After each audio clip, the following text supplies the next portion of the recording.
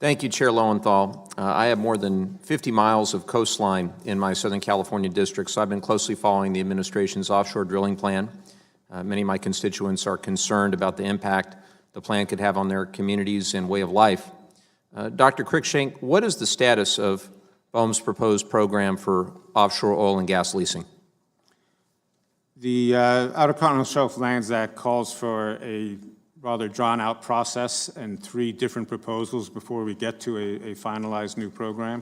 We are in the final stages of completing the analysis that will support the second proposal, which we expect will become available in the coming weeks. So to clarify, which office or agency is currently reviewing the proposed program? So Bureau of Ocean Energy Management prepares the analysis and all the documentation to support the decision that the Acting Secretary of the Interior will make. And when did BOEM complete its work on the plan? We are still working on the proposed plan documents. Okay, so BOEM has active engagement and is currently making changes to the plan? Yes. So it would be fair to say that the plan will be released in the coming weeks substantially. Still, you're deciding which regions of the Outer Continental Shelf will be included? That will be the Acting Secretary's decision as to what lease sales to include in the proposed program, which will then undergo a further round of public comment and analysis before we get to a proposed final program. Thank you. Dr. Cruikshank, another question. In 2016, BOEM sent out 112 so-called sole liability letters covering 687 properties where there's only one party responsible for paying for decommissioning. According to W&T Offshore, BOEM ordered them to provide financial assurances totaling over $260 million. Dr. Cruikshank, did BOEM send sole liability letters to either Fieldwood Energy or Energy 21? I will have to get back to you on exactly who we sent letters to. I know that we have been engaged with both of those companies. I'd appreciate if you could provide both of those letters to the committee. Could you do that? Yes.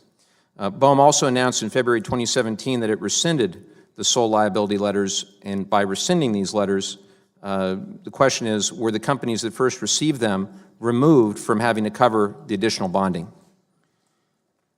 In some cases, but not all.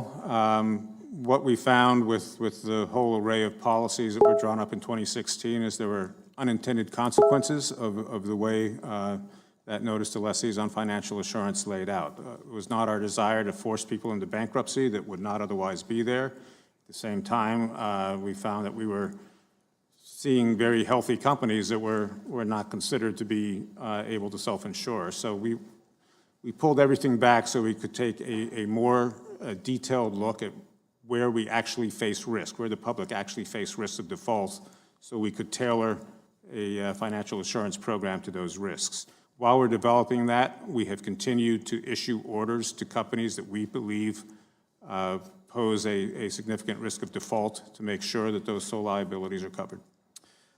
Dr. Cruikshank, have any of the letters first sent out in December 2016 been reissued? We have issued additional orders to some companies that would have received those letters, but not all of them would have been reissued. Would you be willing to provide the reissued letters to our committee? We will provide what we have, yes, sir. And have all the companies that received these letters met their new financial assurance obligations? In some cases they have. In some cases they have appealed our orders to the Interior Board of Land Appeals. Dr. Cruikshank, has anyone at the department level above the Assistant Secretary been involved in discussions with BOEM about reissuing these letters? Not in terms of any of the specific orders that we've sent out. There have been conversations around the broader policy of where we go with financial assurance, but not in terms of any specific order. And was Vincent DeVito involved in those discussions? In the broader policy, yes. Dr. Cruikshank, were any other people in the Secretary's or Deputy Secretary's offices involved in these discussions, and if so, could you name them?